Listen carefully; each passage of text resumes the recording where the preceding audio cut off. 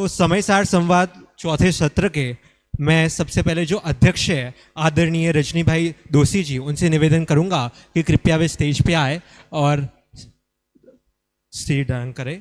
तत्पश्चात विद्वानों के क्रम में हमारे बीच में उपस्थित है पंडित शुभम जी शास्त्री भोपाल, पंडित चर्चित जी शास्त्री खनियादाना, पंडित विक्रांत जी शास्त्री सोलापुर और डॉक्टर प्रवीण जी शास्त्री इंदौर। आप सभी से निवेदन है कृपया करके स्टेज पर आके अपना स्थान ग्रहण करें।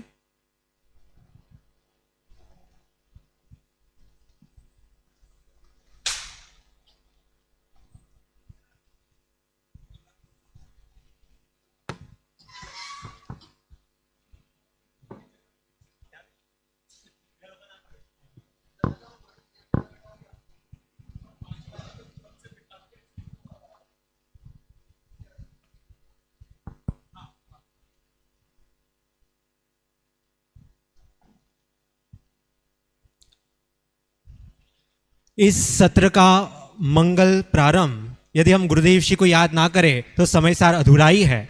तो गुरुदेव जी के मांगलिक वाक्य से, मांगलिक उनके मंगलाचरण से हम ये समय सार संवाद प्रारंभ करेंगे। तो सबसे निवेदन है हाथ जोड़ ले गुरुदेव जी का मांगलिक।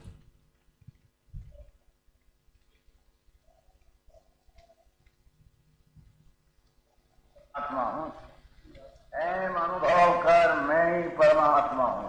विराट सर्वज्ञ देवनी ध्वनि मां त्रिलोकनाथ परमात्मा सौ इंद्रनी उपस्थितिना समोत्रणમાં લાખો કરોડો દેવોની હાજરીમાં ભગવાનની મારી માયો હું પરમાત્મા છો એમ નક્કી કર, હું પરમાત્મા છો એમ નક્કી કર। ભગવાન પણ તમે પરમાત્મા છો એટલું તો નક્કી કરવા દો। ये परमात्मा में से नक्की क्यारे थई छे कि तू परमात्मा छो एवो अनुभव थई त्यारे आ परमात्मा व्यवहार तने नक्की थई छे। निश्चय नक्की त्यारीना व्यवहारનું नक्की थई छे नहीं।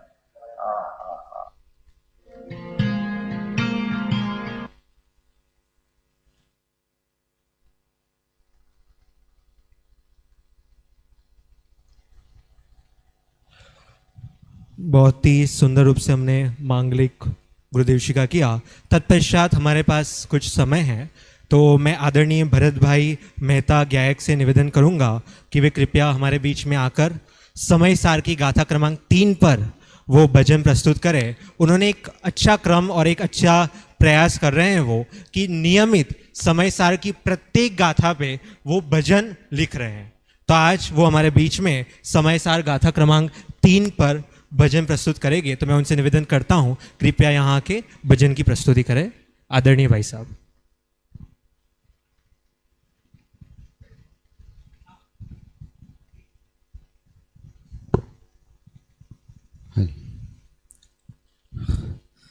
ओम नमः सिद्धेभ्य। श्री समय सार भजन गाथा क्रमांक 3 आधारित ये भजन है। समय सार ये समय सार है, जैन धर्म का सार है। समय सार ये समय सार है, जैन धर्म का सार है। शुद्धात्म का प्रतिपादक ये, शुद्धात्म का प्रतिपादक ये ग्रंथ समय सार है। समय सार ये समय सार है, जैन धर्म का सार है। एकत्व समय ही निश्चयगत, सर्वत्र लोक में सुंदर है। सर्वत्र लोक में सुंदर है, पर संग की कथनी प्रतिपल ही यह विसंवाद बंधन कर है। यह विसंवाद बंधन कर है, यह विसंवाद बंधन कर है। समय सार ये समय सार है, जैन धर्म का सार है। सभी द्रव्य ही भिन्न भिन्न है, अपने में ही रहते हैं, अपने में ही रहते हैं, पर को स्पर्श नहीं करते। निज अनंत धर्म को छूते हैं, निज अनंत धर्म को छूते हैं, अनंत धर्म को छूते हैं। समय सार ये समय सार है, जैन धर्म का सार है। पर भावों से सदा पृथक है, स्वभाव से च्युत नहीं होते, स्वभाव से च्युत नहीं होते, अपनी इकाई कायम रखते, दुनिया को टिकाए रखते, दुनिया को टिकाए रखते, दुनिया को टिकाए रखते। समय सार ये समय सार है, जैन धर्म का सार है। प्रत्येक द्रव्य का परिणमन अपने में ही होता है, अपने में ही होता है। प्रत्येक द्रव्य टंकोत्कीर्ण है, शाश्वत निज में रहता है, शाश्वत निज में रहता है, शाश्वत निज में रहता है। समय सार ये समय सार है, जैन धर्म का सार है। पर भावों को तज दे तू, व्यर्थ विवादों में मत पड़, व्यर्थ विवादों में मत पड़, पर से सदा पृथक है तू। ज्ञायक स्वभाव में ही अड़, ज्ञायक स्वभाव में ही अड़, ज्ञायक स्वभाव में ही अड़। समय सार ये समय सार है, जैन धर्म का सार है। समय सार ये समय सार है, जैन धर्म का सार है।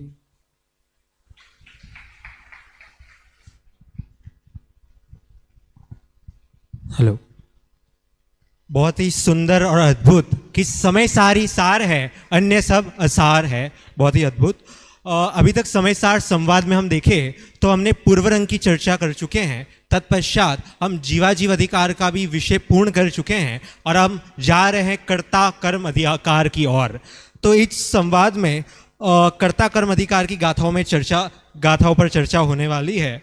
तो कर्ता कर्म में हमें अक्सर ये प्रश्न होता है कि भाई अनेक कर्ता हो जाते हैं क्योंकि अनेक कर्म है, तो क्या वास्तविकता में अनेक कर्ता होते हैं या अनेक कर्म जीव कर सकता है? इन सभी प्रश्नों का जवाब लेते हुए हम ये समय सार संवाद का चौथा सत्र प्रारंभ करते हैं। सर्वप्रथम जो पहला विषय है, ज्ञान मात्र से बंध का निरोध कैसे, इस विषय को लेते हुए हमारे बीच में आ रहे हैं पंडित श्री शुभम जी शास्त्री भोपाल।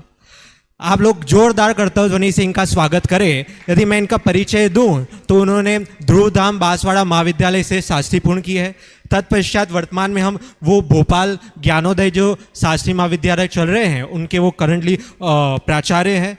उन्होंने अनेक गोष्ठियों में, अनेक सम्मेलनों में उन्होंने उपस्थिति देकर सबको लाभ दिया है और आपको जिनागम के बहुत सारे विषयों का गूढ़ अध्ययन भी है और एवं गूढ़ और सरल भाषा में आप सबके बीच में वो प्रस्तुति भी करते हैं। मैं उनसे निवेदन करूंगा कृपया वो आए और अपना विषय प्रस्तुत करें।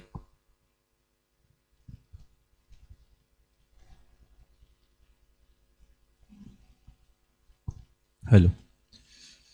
सम्मान्य अध्यक्ष महोदय, विद्वान वक्तागण, उपस्थित जनसमूह, कर्ता कर्म अधिकार की संगोष्ठी में मेरा विषय है ज्ञान मात्र से बंध का निरोध कैसे होता है। और जो संदर्भ गाथाएं हैं वह है 69 से लेकर 74। जहाँ से कर्ता कर्म अधिकार का प्रारंभ हुआ है वहीं से यह विषय प्रारंभ होता है। चूंकि सीधा सीधा प्रश्न उत्थानिका में ही पूछा 72 नंबर की गाथा की, कथम ज्ञान मात्रा देव बंध निरोध इति छेद, कि ज्ञान मात्र से बंध का निरोध कैसे होता है। उसका उत्तर आचार्य कुंद भगवान ने लिखा, रादूढ़ आसवाड़म असुचित्तम च विपरीत भावम च दुखस्य कारणम तीय तदोड़यत्यम कुणति जीवो। इन आश्रमों को असुचि, विपरीत और दुख का कारण जानकर जीव इनसे निवृत्त होता है। सामान्य से तो यही उत्तर है कि ज्ञान मात्र से बंध का निरोध कैसे होता है। चूंकि इस प्रश्न के बीज आचार्य भगवान मंगलाचरण में ही डाल चुके थे। जब उन्होंने मंगलाचरण में लिखा कर्ता कर्माधिकार के, आचार्य अमृतचंद्र देव ने, एका कर्ता चिदहमीह में कर्म कोपाद योमी इत्य ज्ञानाम संयत भिता कर्तृकर्मा प्रवृत्तिम, कि मैं एक आत्मा करता हूँ, क्रोधादि मेरे कर्म है। ऐसी यह जो कर्ता कर्म संबंधी अज्ञान है, उस अज्ञान को नष्ट करता हुआ यह सम्य ज्ञान प्रकट होता है। तो कहने का मतलब ये है कि आचार्य भगवंत मंगलाचरण में बात कह चुके हैं कि कर्ता कर्म प्रवृत्ति जो अज्ञानमय है, वह अज्ञानमय कर्ता कर्म की प्रवृत्ति कैसी है कि वह मैं आत्मा करता हूँ और मुझसे भिन्न जो रागादि भाव हैं, आश्रव भाव हैं, वह मेरे कर्म हैं। ऐसी यह कर्ता कर्म की यह अज्ञानमय प्रवृत्ति है। प्रकरण 69 नंबर की गाथा से लेकर 74 नंबर की गाथाओं तक चला। प्रारंभ की यह जो 2 गाथाएं हैं उनमें आचार्य भगवंत कहते हैं कि इस जीव के बंध कैसे होता है। उसके बाद जब 71 नंबर की गाथा आती है तो बंध कैसे होता है ये बतला दिया। 71 नंबर की गाथा में कहा कि बंध का अभाव कैसे होता है। 72 नंबर की गाथा में कहते हैं कि ज्ञान मात्र से बंध का निरोध होता है। और 73 नंबर की गाथा में कि ज्ञान मात्र से बंध के निरोध की विधि क्या है। और 74 नंबर की गाथा में ये कहते हैं कि आश्रमों से निवृत्ति का और भेद विज्ञान का जो समय है वह एक है। ज्यों ज्यों आत्मा विज्ञान घन होता है त्यों त्यों आश्रमों से निवृत्त होता है, और ज्यों ज्यों आश्रमों से निवृत्त होता है त्यों त्यों विज्ञान घन होता है। केवल इतना नहीं, जितना जितना विज्ञान घन होता है उतना उतना आश्रमों से निवृत्त होता है, और जितना जितना आश्रमों से निवृत्त होता है उतना उतना आत्मा विज्ञान घन होता है। ये मूल विषय है इन 6 गाथाओं का। चूंकि प्रारंभ की 2 गाथाओं में आचार्य भगवंत ये कहते हैं कि बंध कैसे होता है। बंध का कारण दिया कि जब तक यह जीव आश्रव और आत्मा के विशेष अंतर को नहीं जानता तो वह आश्रवों में लीन होता हुआ कर्मों का संचय करता है। 3 बातें हैं। यह अज्ञान से आश्रव और आत्मा को जुदा नहीं जानता, और जब आश्रव और आत्मा को जुदा नहीं जानता तो आश्रवों को मैं मानता हुआ आश्रवों में लीन होता है, और आश्रवों में लीन आत्मा के कर्म का बंधन होता है। टीका में आचार्य अमृतचंद्र देव ने जैसे ये कहा कि आत्मा की क्रिया तो स्वभावभूत क्रिया, उसके करने में कोई बाधा नहीं है। जो प्रभावभूत क्रिया है उस प्रभावभूत क्रिया को अपना कर्म मानता है, पर द्रव्य के कार्य को अपना कार्य मानता है, उससे इस जीव के बंध होता है। जो प्रश्न इतना है, उत्तर इतना सा दिया कि इस जीव के बंध का कारण एकमात्र अज्ञान है। जब बंध का कारण अज्ञान है तो फिर बंध के अभाव का उपाय क्या होगा। जब आपने अपने आप को रस्सी से बांधकर कष्ट दिया है तो फिर यदि आपको कष्ट मुक्त होना हो तो एकमात्र उपाय क्या है कि रस्सी खोल दो। ऐसे यदि अज्ञान से बंध होता है तो अज्ञान से छूटने का उपाय, उस बंध से छूटने का उपाय क्या होना चाहिए? अज्ञान का अभाव। अगली गाथा में बहुत सरल संक्षिप्त में आचार्य भगवंत ने इस बंध के निरोध का केवल और केवल एक उपाय बताया है कि यह जीव जब आश्रव और आत्मा को भिन्न भिन्न जान लेगा उसी समय यह आश्रवों से निवृत्त हो जाएगा। कहने का मतलब वहां एक बात सिद्ध की है आचार्य भगवंत ने कि यह ज्ञान है, वह ज्ञान ही आश्रवों से निवृत्ति का कारण होता है। टीका में अमृतचंद्राचार्य देव ने लिखा है उसका कारण भी है कि जैसे क्रोधादि का होना मालूम होता है वैसे ज्ञान का होना मालूम नहीं होता। ज्ञान के होने में क्रोधादि का होना नहीं है और क्रोधादि के होने में ज्ञान का होना नहीं है। अंतिम निष्कर्ष यही है कि ज्ञान वह ही बंध के अभाव का कारण है। तब जाकर 72 नंबर की गाथा में जानने मात्र से बंध का निरोध कैसे होता है, तब आश्रव का स्वरूप कहा और लगभग ऐसा ही स्वरूप एक गाथा और छोड़ दो बीच की 73 नंबर, तो 74 नंबर की गाथा में भी यही कहा कि आश्रव कैसा है, कि आश्रव अशुचि है, विपरीत है, दुख का कारण है। आगे जाकर कहा कि वह आत्मा से निबद्ध है, निबद्ध होने पर भी आत्म स्वभाव का घातक है, इसलिए आत्मा से भिन्न है, वह अनित्य है, वह अशरण है, वह अध्रुव है, वह दुख रूप है और दुख ही उसका फल फलता है। ये आश्रमों का स्वरूप कहा। और आचार्य भगवंत कहते हैं कि जब तुझे ऐसा पता चल जाए कि आश्रम इतना गंदा है, इतना बेकार है, तो ऐसे आश्रम में रहना कौन पसंद करेगा? बोले उस जीव ने जिसने वास्तव में आश्रमों का स्वरूप समझा है, उसके फिर आश्रमों का होना ये संभव नहीं है और आश्रम से बंध होता है, इसलिए उसके बंध नहीं होता। इस पूरे प्रकरण में ध्यान रखने की बात यह है, आचार्य भगवंत उस ज्ञान को बंध के निरोध का कारण मान रहे हैं कि जो ज्ञान नियम से आश्रमों से निवृत्त हो। मैं फिर से अपनी बात दोहरा रहा हूं, वह ये कह रहे हैं कि ज्ञान आश्रमों के निवृत्ति का अविनाभावी है। ज्ञान होगा तो नियम से आश्रमों से निवृत्त होगा, यदि वह आश्रमों से निवृत्त नहीं होता तो वह ज्ञान नहीं है। इस बात को टीका में अमृतचंद्राचार्य देव ने कुछ तर्क से, कुछ न्याय से, कुछ युक्ति से सिद्ध किया। वो पूछते हैं कि यह जो ज्ञान है आश्रमों से भेद विज्ञान, यह ज्ञान है कि अज्ञान है? यह जो आत्मा को और आश्रमों को भिन्न जानता है, यह ज्ञान है कि अज्ञान है? यदि आप अज्ञान कहते हो तो जो पहले अभेद ज्ञान था, जो आश्रम और आत्मा को एक मानता था, उसमें और इसमें कोई अंतर नहीं रहा। बोले नहीं, ज्ञान है। और यदि ज्ञान है तो ये बताओ कि ये आश्रमों में प्रवृत्त है कि आश्रमों से निवृत्त है? बोले प्रवृत्त है। यदि आश्रमों में प्रवृत्त है तो पहले जो अभेद ज्ञान था, जो आश्रम और आत्मा को एक मानता था, वो भी आश्रमों में प्रवृत्त था।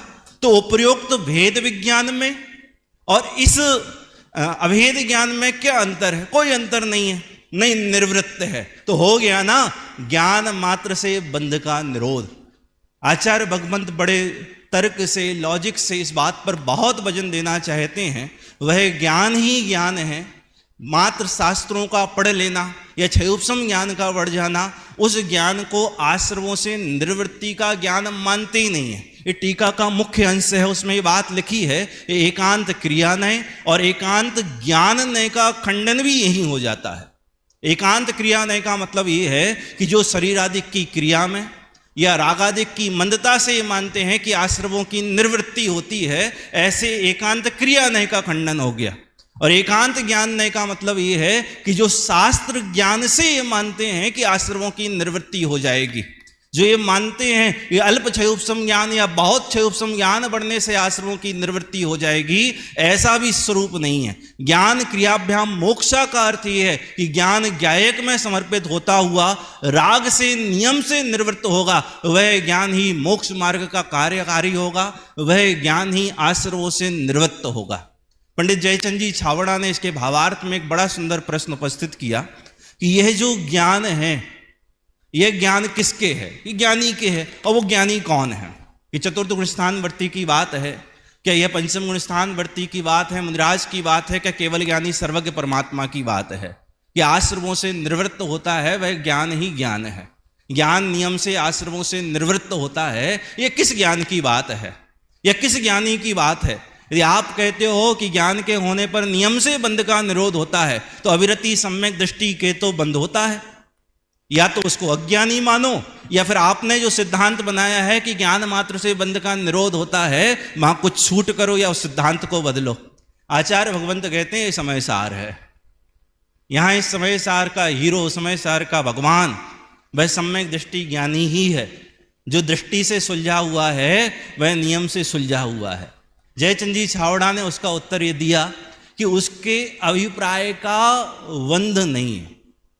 अभिप्राय से वह रागादि भावों को, आश्रव भावों को अपना नहीं मानता, उसके रागादिक का स्वामित्व नहीं है, और जिसके राग का स्वामित्व नहीं है उसके राग ही नहीं।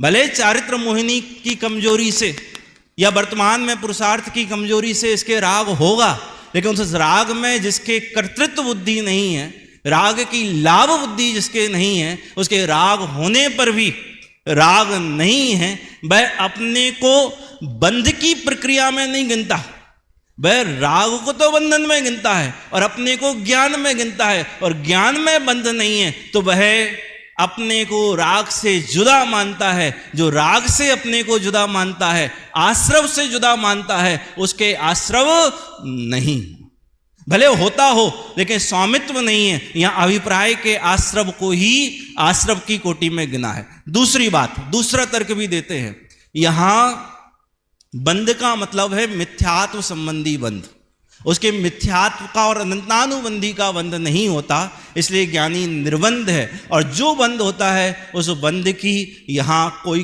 कीमत नहीं है, इसलिए उस बंध को यहाँ बंध की कोटि में नहीं गिना। सच में आचार्य भगवंत का ये अभिप्राय बहुत स्पष्ट है। हम उस ज्ञान को ही ज्ञान कहेंगे जो आश्रमों की निर्वृत्ति का अविनाभावी होगा, अन्यथा हम उस ज्ञान को ज्ञान मानेंगे ही नहीं। और ऐसे ज्ञान की प्राप्ति का उपाय तो एकमात्र अगली गाथा में कहा कि जो आत्मा के वास्तविक स्वरूप को जानता है उसके ही ऐसे ज्ञान मात्र, आत्म ज्ञान मात्र से ज्ञायक की प्राप्ति होती है। वह ज्ञान से ज्ञायक की उपलब्धि करता है और वह ज्ञान आश्रमों से निवृत्त होता है। ऐसे ज्ञान का अविनाभावी आश्रमों की निवृत्ति के माध्यम से आचार्य भगवंत ज्ञान मात्र से बंध के निरोध की सिद्धि करते हैं। जय जिनेन्द्र।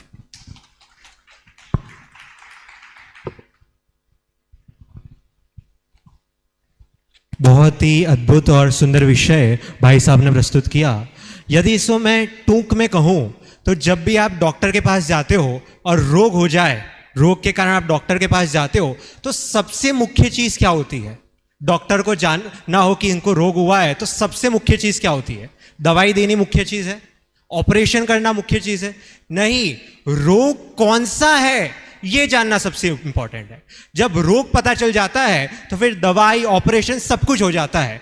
उसी प्रकार ही जीव जब ज्ञान से प्रति समय जानता रहता है, तो जानता तो वो है ही, बस उसे मानना है कि बस मैं जानता ही रहता हूं, तो ऑटोमेटिक जो कर्म है वो भी सब खिलेंगे, गुणस्थान आदि जो चढ़ना है वो भी सब हो जाएगा, उसकी टेंशन नहीं करनी है। देखो उदाहरण में तो क्या है कि रोग को जानने के बाद दवाई आदि देनी पड़ती है, लेकिन यहां ज्ञान में तो क्या है, जाना और काम हो गया, दवाई भी नहीं लेनी, ऑपरेशन भी नहीं करना। इतना गजब है। अब बहुत सुंदर विषय भाई साहब ने प्रस्तुत किया। अब हम आगे बढ़ते हैं। जो अगला विषय है वो बहुत प्रयोजनवंत भी है और रोचक भी है। क्यों? क्योंकि अभी थोड़े समय पहले आप सबको पता है पहलगाम में आतंकवादियों का हमला हुआ और सामान्य जन में एक बहुत तीव्र भाव हो गया कि अब हम आतंकवादियों को छोड़ेंगे नहीं, ये सबको भाव हो गया। लेकिन मन में प्रश्न होता है कि ज्ञानी पुरुष, ज्ञानी भगवंतों को इन परिस्थितियों में, इन परद्रव्यों में उनकी कैसी दशा होगी, उनकी कैसी स्थिति होगी। तो इस विषय को लेते हुए परद्रव्य के मध्य में ज्ञानी की क्या स्थिति, उसको प्रस्तुत करने हमारे बीच में आ रहे हैं पंडित श्री चर्चित जी शास्त्री खनियादाना से। यदि मैं इनका परिचय दूं तो उन्होंने पंडित तोंडलमल दिगंबर जैन सिद्धांत महाविद्यालय से अपनी शास्त्री पूर्ण की है। तत्पश्चात वर्तमान में हम देखें तो आप सबको पता है वह पंडित सुमत जी भाई साहब के सानिध्य में जिन प्रभावना कर रहे हैं, एवं इनकी शैली भी बहुत सुबद और सरल है और साथ ही साथ इनको डॉक्टर हुकुमचंद बहारिल पुरस्कार के माध्यम से भी इनको पुरस्कृत किया गया है। तो हम जोरदार कर्तव्य ध्वनि के माध्यम से आदरणीय भाई साहब से निवेदन करेंगे कि वो आए और अपना विषय प्रस्तुत करें। भाई साहब।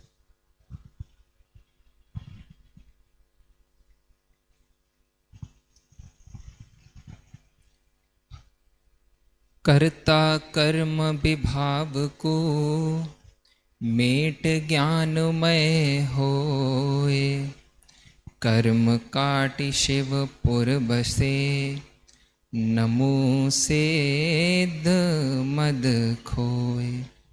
मंचस्थ समस्त विद्वद्गण, उपस्थित सभी साधर्मी बंधु, आज का गोष्ठी का विषय कर्ता कर्म अधिकार के आलोक में आचार्य कुंद कुंद देव की उन गाथाओं को समझने का प्रयास करना है जो हमारी कर्तृत्व की छोटी से छोटी भूल से लेकर बड़ी से बड़ी भूल तक का समाधान करते हैं।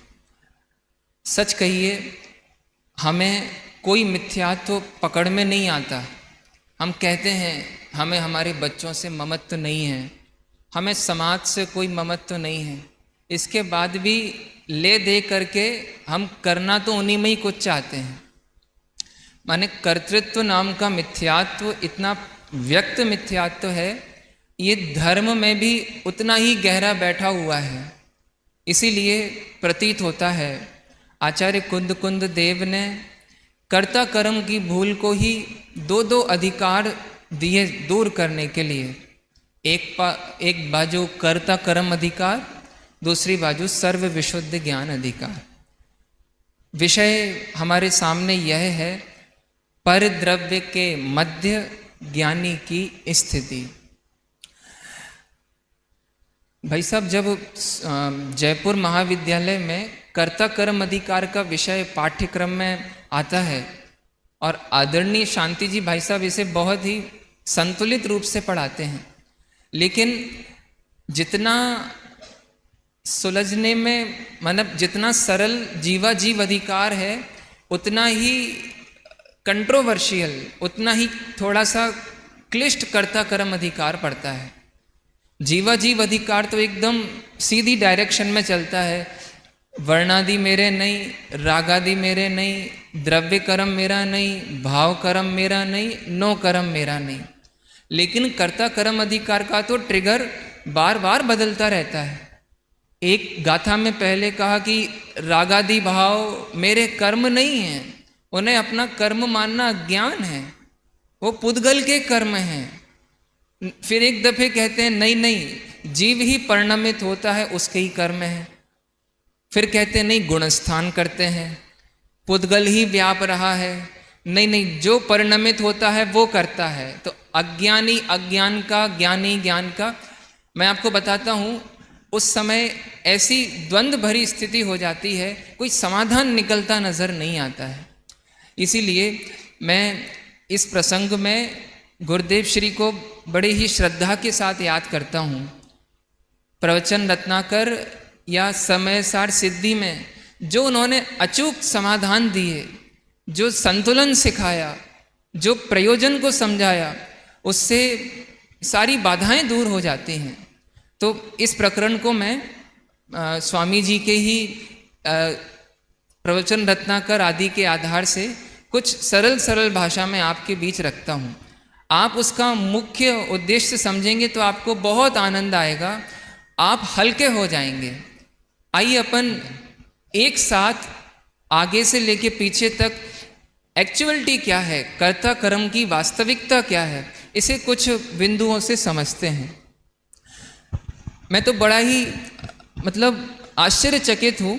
स्वामी जी ने हर गाथा गाथा में, प्रकरण प्रकरण में दो शैलियाँ बताई। आगम परमागम का विरोध, अनुभूति और जीवन का विरोध, इन दो शैलियों से दूर हो जाता है। एक दृष्टि प्रधान शैली और इसके बाद आएगा ज्ञान प्रधान शैली। जो भी अध्यात्म का अभ्यास करते हैं, परमागमों अध्याय करते हैं, वे जरूर इन दो शैलियों का स्वरूप और इनका प्रयोजन, कहने का ढंग और क्या प्रूफ करना चाहते हैं, उससे समझेंगे तो आपको कभी कोई विरोध नहीं आएगा। आपके जीवन में व्यवहाराभास, निश्चयाभास, उभयाभास जन्म ही नहीं लेगा। पहले दृष्टि प्रधान शैली को समझते हैं। दृष्टि प्रधान शैली, अनुभूति की धारा, निर्विकल्प, अभेद, ध्रुव चैतन्य का अनुभव। दृष्टि मतलब शुद्धात्मा की अनुभूति। तो दृष्टि में तो दो सत्य सामने रखे जाते हैं। भगवान आत्मा त्रिकाल करता है। क्या कहा? भगवान आत्मा कैसा है? भगवान आत्मा मतलब कौन? वैसे तो आप कहेंगे मैं स्वयं, लेकिन मिलावटी नहीं, 9 तत्वों में भी जो एक रूप रहता है, सदा रहता है, बदलता नहीं है, पर्यायों के प्रवाह में भी जिसकी पारिणामिकता नहीं बदलती। अरे जो निगोद में सो ही मुझ में सो ही मोक्षमधार, ये है वह ज्ञायक भाव, ये है त्रिकाल अकर्ता। त्रिकाल अकर्ता मतलब कोई दोष ही नहीं है। क्यों? करने का सारा जिम्मा यदि किसी ने लिया है तो वो है तत्समय की योग्यता, यही वास्तव में करता है। मैं आपसे सच कहता हूं, इन दो बिंदुओं पर आप जितना गहरा बैठेंगे आपको उतना उतना रिलैक्स होता जाएगा।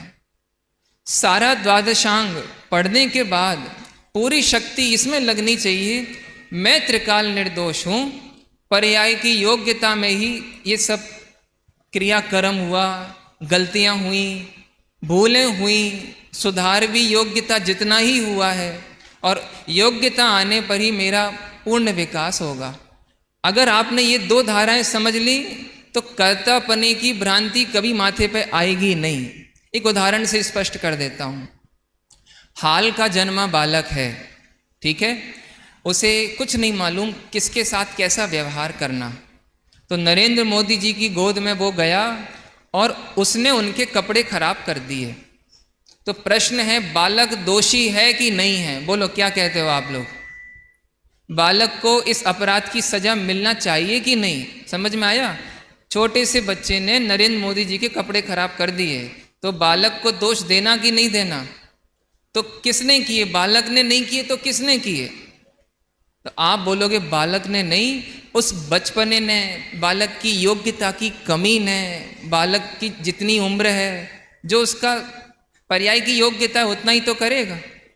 ऐसे ही आप अपने आप से पूछो, मैंने भूतकाल में पाप किए थे या भूतकाल में योग्यता ही ऐसी थी, और वर्तमान में मैं कुछ कर नहीं पा रहा हूं या वर्तमान की योग्यता ही ऐसी है, और आगे भी मैं कितना कर पाऊंगा?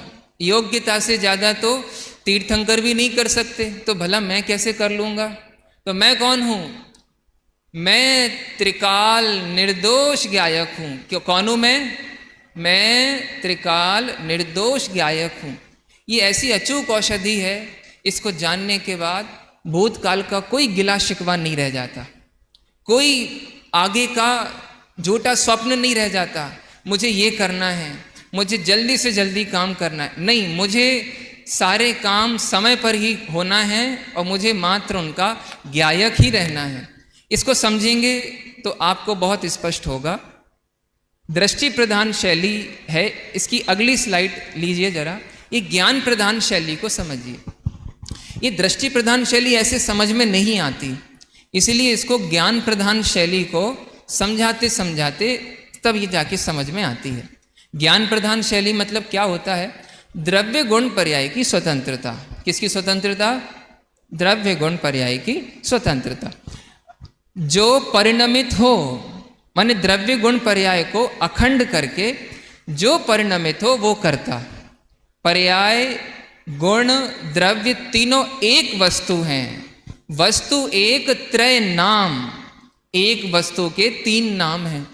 जो परिणमित होता है तो वो करता है। आप ध्यान रखिए, हम इस प्रश्न का उत्तर खोज रहे हैं, पहलगाम हमला किसने किया? तो जो करता है माने वही परिणमित हुआ है, और जो परिणमित हुआ है वो करता है। अज्ञानी अज्ञान से परिणमित हो रहा है, इसलिए अज्ञानी अज्ञान का करता है। ज्ञानी ज्ञान से परिणमित होता है, इसलिए ज्ञानी ज्ञान का करता है। समझ में आ रहा है कि नहीं आ रहा है? बोलने का विकल्प से परिणमित होने से उस राग का कर्ता मैं हूं, और ये ध्वनि स्पीकर फैला रहे हैं, इसलिए उसके कर्ता वे हैं। समझ में आ रहा है? पर्याय रूप से परिणमित होता हुआ द्रव्य ही उसका करता है। स्वामी जी ने बारंबार दफे दफे इन प्रश्नों को उठाया। ऐसा क्यों बोलते हैं कि आत्मा त्रिकाल करता है, और नहीं, यहां बोल रहे हैं कि आत्मा ही करता है। तो यहां यही लेना, परद्रव्य परिणमित नहीं हो रहा है, इधर ही परिणमित हो रहा है, जीव ही परिणमित हो रहा है। परद्रव्य का निषेध है, इसलिए स्वयं ही करता है क्योंकि परिणमित होता है। ठीक है, एक चीज और ले लेते हैं। यहां भाई साहब ने स्पष्ट तो की थी, ज्ञानी के जीवन में क्या राग द्वेष नहीं होते? ज्ञानी के जीवन में क्या कषाय नहीं होती? अरे कई कई प्रसंग में तो वो अज्ञानी से ज्यादा दिखाई देती है। ज्ञानी की कषाय करने की या उसके जीवन में लेश्याओं की स्थिति कई बार अज्ञानी से ज्यादा दिखती है। तो प्रश्न है, ज्ञानी के राग द्वेष जो हो रहे हैं उसका तो वो करता है कि नहीं है? हम प्रकरण से ही जोड़ रहे हैं, परद्रव्य के बीच ज्ञानी की स्थिति। परद्रव्य मतलब द्रव्य कर्म, भाव कर्म, नौ कर्म। एक बार बोलिए जरा, द्रव्य कर्म, भाव कर्म, नौ कर्म। द्रव्य कर्म तो भिन्न द्रव्य में गए, नौ कर्म भिन्न द्रव्य में गए, लेकिन जो भाव कर्म हो रहे हैं स्वयं ही परिणमित हो रहा है। तो ज्ञानी अपने ज्ञान के साथ साथ राग का करता है कि नहीं? अब ये है जैन शासन की विचक्षण अलौकिक धारा।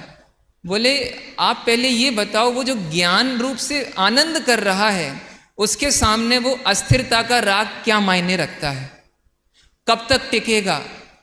वो इतना सा नगण्य है। ज्ञानी के राग द्वेष भागते हुए भूत जैसे हैं। बार बार समझना, आप आगम के साथ साथ कई बार यही चीजें तकलीफ देती हैं। इतना बंद है, इतनी प्रकृतियां बंध रही हैं, जीवन में आर्त ध्यान भी है, रौद्र ध्यान भी है, इसके बाद भी काय का ज्ञानी है?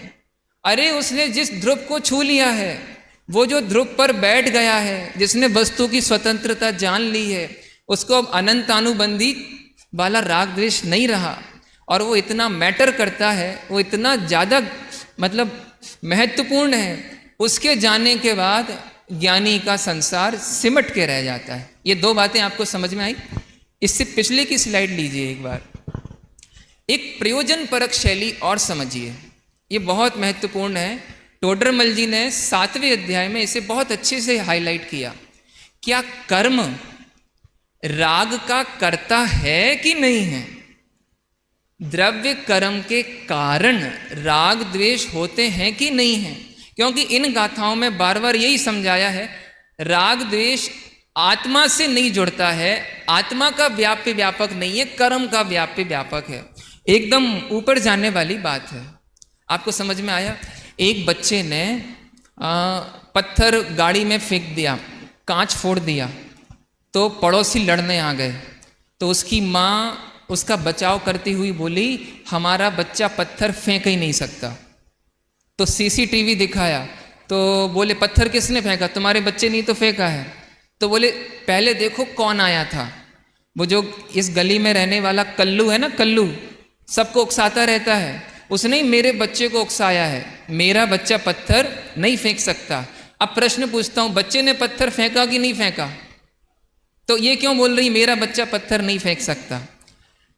पड़ोसियों से रक्षा करनी है, इसलिए बोलते मेरे बच्चे ने पत्थर नहीं फेंका। और पड़ोसी गए तो मम्मी ने बच्चे के कान पकड़ के बोले, क्यों बे नालायक, पत्थर क्यों फेंकता है? अब बच्चा असमंजस में, अभी बोल रही थी पत्थर ये फेंक, इसने नहीं फेंका, अभी बोल रही है तू नहीं फेंक। है क्या? जब स्वभाव की दृष्टि करानी है तो राग मैंने नहीं किया, किसने किया? किसने किया? कर्म ने किया, पर मैंने नहीं किया। ये इसका उत्तर है। टोडरमल जी ने लिखा, स्वभाव अकर्ता है इसलिए बोलते हैं कर्म करता है। रियलिटी ये एक बोलने की टोन है, ये व्यंजना शैली है। वास्तविकता ये है मैंने नहीं किया इसीलिए कर्म ने किया। आपको समझ में आ रहा है? शंकर जी का धनुष किसने तोड़ा? तो इसके दो उत्तर हैं, रामचंद्र जी ने तोड़ा, और दूसरा उत्तर और मजेदार है, मैंने नहीं तोड़ा, फिर जिसने तोड़ा हो तो तोड़ा हो। ऐसे ही राग किसने किया? मैंने नहीं किया, मैं ज्ञान को करता हूं, ज्ञान ही मेरा स्वाधीन पने परिणमन है।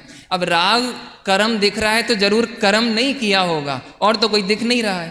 तो इसका प्रयोजन ग्रहण करना। आप स्वभाव की दृष्टि में अकर्ता इतना अच्छे से भासता है कि तनिक भी कर्ता पने का उस पर भार नहीं देते। तो अब कर्म ही कर रहा है, वो कर्म ही भोग रहा है, मैं नहीं भोगता। ठीक है, अगली स्लाइड और ले लीजिए। अब इस स्थिति में ज्ञानी क्या करता है? द्रव्य कर्म बंध रहे हैं, भाव कर्म भी हो ही रहे हैं, नो कर्म भी चल रहा है, 4 संज्ञाएं होती हैं, साता साता वेदनी का भी काम होता है। ज्ञानी करता क्या है? तो ज्ञानी माने कौन? ज्ञानी माने कौन? जिसने आत्मा को त्रिकाल निर्दोष जाना है, पर्याय को ही भवितव्य प्रमाण स्वीकारा है। ऐसा ज्ञानी कर्म, द्रव्य कर्म, 9 कर्म का कर्ता आत्मा नहीं है। 3 लॉजिक दिए हैं, लॉजिक समझ लीजिए। 3 शब्द हैं। निर्वर्त्य, पहला शब्द क्या है?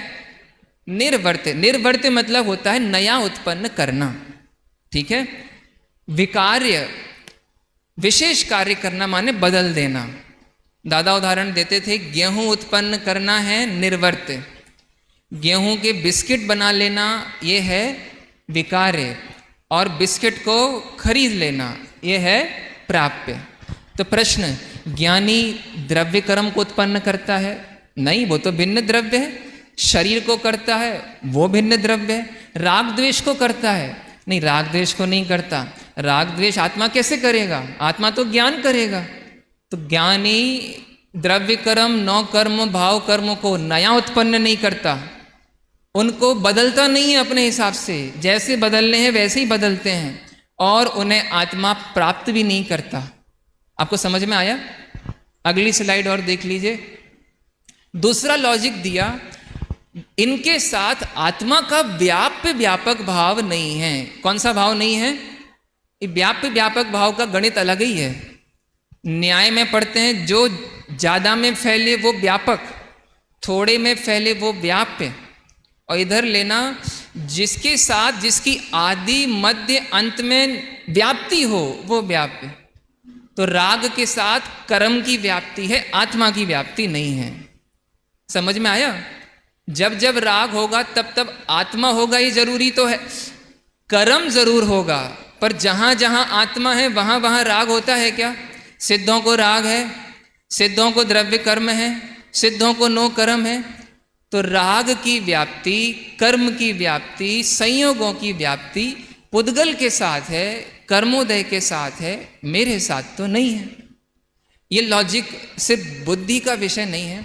आप एक बार अंतर में बैठ के देखिए, मैं मेरे हिसाब से क्या शरीर को बदल पाता हूँ? क्या मेरे हिसाब से मैं अपने परिणामों को बदल पाता हूँ? क्या मेरे हिसाब से मैं कर्मों को ले दे सकता हूँ? तो कितना इजीली प्रूफ होता है, मैं तो अकर्ता ही हूँ, मैं बिल्कुल भी करता नहीं हूँ। आपको समझ में आ रहा है? जरा सोचिए, आप भूख को 4 बजे से पहले लेके क्यों नहीं आ पाते? मनुष्य गति में जिस उम्र में जो भाव होते हैं हम उन्हें पहले क्यों नहीं ला पाते? इसका मतलब मेरी उसके साथ नियम नहीं है। पुद्गल, कर्म, कर्मोदय, इन सब का उसके साथ नियम है। तो ज्ञानी क्या करता है? ज्ञानी मतलब स्वभाव को अनुभवने वाला, निर्दोष स्वीकारने वाला मात्र जानता है, और उसका सब कुछ ज्ञान ज्ञान ज्ञान में ही है। बात भी समझिए, यहाँ स्वामी जी ने बहुत अच्छी बात कही है। अंतिम बात बोल के विषय पूर्ण करूँगा। ज्ञानी ज्ञान रूप से परिणमित होता है, मतलब हम भी जान रहे हैं, अज्ञानी भी जानता है, मिथ्या दृष्टि भी जानता है। तो ज्ञानी जानता नहीं है, वो सब कुछ अपना जानने में ही मानता है। ज्ञान ही उसका जीवन है, ज्ञान ही उसका सब कुछ है। राग द्वेष को वो अपना कुछ भी नहीं मानता। सिद्धांतिक भाषा बोलता हूँ, ज्ञान में ही स्वामित्व है, ज्ञान में ही समर्पण है, ज्ञान में ही एकत्व है। ये कहलाता है ज्ञानी मात्र उनको जानता है, ज्ञान करता है, और उसका उससे कोई संबंध नहीं है। इस तरह कर्ता कर्म अधिकार के इन तमाम लॉजिक्स, तर्कों को हम आचार्य देव के मूल अभिधेय से जोड़ें। मैं समझता हूँ पक्षातिक्रांत अनुभूति करानी है, और अभी स्थूल कर्ता कर्म के विकल्प नहीं मिटे। कैसे होगी अनुभूति? जब निर्दोष आत्मा भासित हो जाएगा तो सारे विकल्प ऐसे उड़ जाएंगे और सहज अनुभूति हो जाएगी।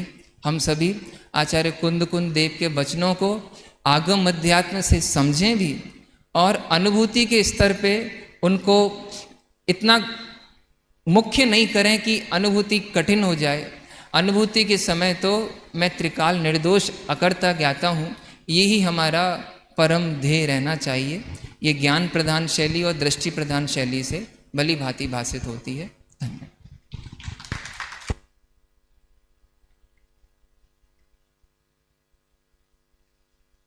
Hello hello.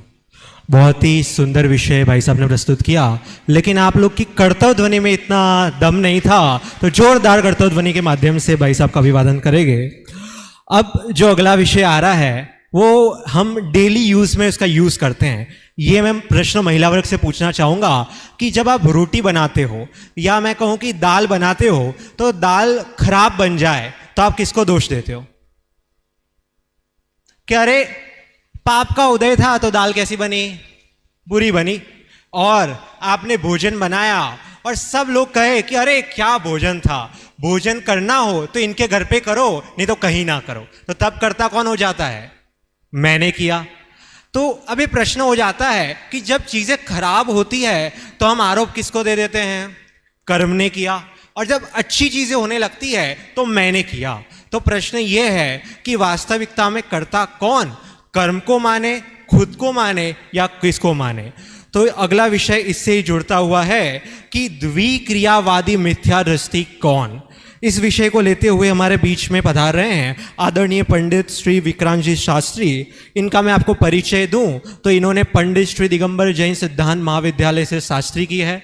और वहाँ का ही मुझे प्रसंग याद आ रहे हैं, हम लोग वहाँ कर्णानुयोग का स्वाध्याय करते थे तो 3 लोग आदि विषय और कहें कि गुणस्थान आदि विषय, समवेशन आदि विषय मात्र मानसिक काल्पनिक रूप से सोचना बहुत कठिन हो जाता था। तो भाई साहब उस टाइम पे 3D विजन और कहीं 3D से पूरा 3 लोग कैसे पढ़ाया जा सकता था वो पूरा एनिमेशन करके हम सबको पढ़ाते थे। वो उनकी सुंदर, मतलब सुंदर हम कहें उनकी सुंदर शैली भी थी और सुंदर प्रस्तुति थी, उसके माध्यम से वो पढ़ाते थे।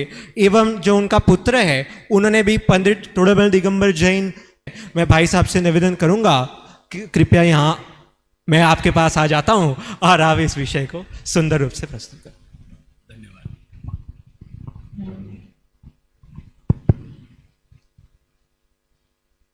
जय ओम नमः श्री सिद्धिभ्या। आज का विषय बहुत बढ़िया है। वैसे ये नहीं कहना चाहता कि कल का खराब था, कल का भी बहुत बढ़िया था, आज का भी बहुत बढ़िया है। और ये कहूँगा 18 दिन में चलने वाला रोज का विषय बहुत ही बढ़िया रहेगा।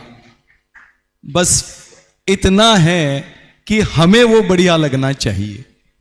समझ में आया? आज का विषय है कर्ता कर्म अधिकार के संदर्भ में। बात मेरे पहले 2 वक्ताओं ने, मेरे भाइयों ने ही बहुत बढ़िया विषय प्रस्तुत किया। ये अधिकार ही यह बताता है कि हर कार्य होते समय जीव किसे कर्ता मानता है। और यह अधिकार यह भी बताता है कि किसे कर्ता मानना चाहिए। मानता क्या है और मानना क्या चाहिए। इसलिए इस कर्ता कर्म अधिकार में हर जगह कर्तापने की और भोक्तापने की चर्चा आएगी। जीवाजीव अधिकार में जीव को जीव और अजीव मानने की चर्चा आएगी और इस अधिकार में कर्ता और कर्म मानने की चर्चा आएगी। वैसे व्याकरण की अपेक्षा देखें तो कर्ता और कर्म की चर्चा तो व्याकरण में भी आती है। यह परिणमति सह कर्ता, जो परिणमित होता है वह कर्ता है और कर्ता जिसे करता है वो कर्म कहलाता है। इस प्रकार से कर्ता कर्म की चर्चा तो व्याकरण में भी आती है, लेकिन यहां पर एक विशेषता से कर्ता कर्म की चर्चा की जाती है। वो कर्ता कर्म की चर्चा आज सुबह भी सुमत प्रकाश जी ने इसी बात को खुलासा किया था कि जीव द्रव्य और जीव तत्व, तत्व और द्रव्य में उन्होंने फर्क बताने की कोशिश की थी कि द्रव्य और तत्व में क्या है। द्रव्य में तो सब गर्भित हो जाएंगे जाति विशेष से, और तत्व में अपनी बात आएगी। इसी प्रकार से कर्ता कर्म अधिकार में भी कर्ता कर्म पने की चर्चा परद्रव्य और स्वद्रव्य सापेक्षता से आती है। और इसी गड़बड़ी में जीव अपने स्वरूप को भूलता है, यही मिथ्यात्व है। अब विषय शुरू करते हैं। देखिए 80 नंबर की गाथा है, जीव प्रणाम हेतुम। आप गाथा पढ़ लेना, मैं तो एक एक गाथा के माध्यम से विषय आपको बताता जाऊंगा। पहली गाथा में यह बताया कि जीव के कार्य में कर्म हेतु है और कर्म अर्थात पुद्गल हेतु है और पुद्गल के कार्य में जीव हेतु है। हेतु माने यहां पर निमित्त की अपेक्षा लिया गया। जैसे ले लो, महावीर भगवान को शेर की अवस्था में सम्यक दर्शन हो गया। किसके कारण हुआ? दो चारण मुनिराजों के कारण हुआ। इसी बात को उमा स्वामी आचार्य ने तत्वार्थ सूत्र में बहुत बढ़िया तरीके से प्रस्तुत किया। उस सूत्र का नाम है परस्परोपग्रहो जीवानाम, कि जीव पुद्गल के लिए उपकारी होता है। उसके लिए टीका में सर्वार्थ सिद्धि में उपग्रह शब्द का प्रयोग किया है। उपकार करता है, जीव पुद्गल के ऊपर उपकार करता है और पुद्गल जीव के ऊपर उपकार करता है।